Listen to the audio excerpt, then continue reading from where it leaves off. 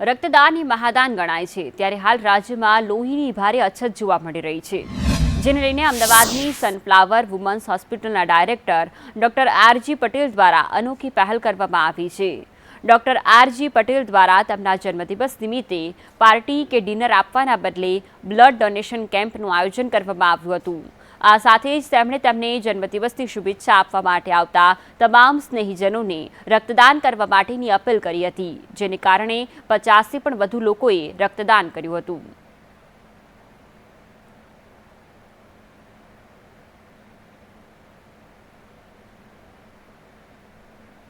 નિમિત્તે આજે blood donation કેમ્પનું આયોજન કરવામાં આવ્યું છે।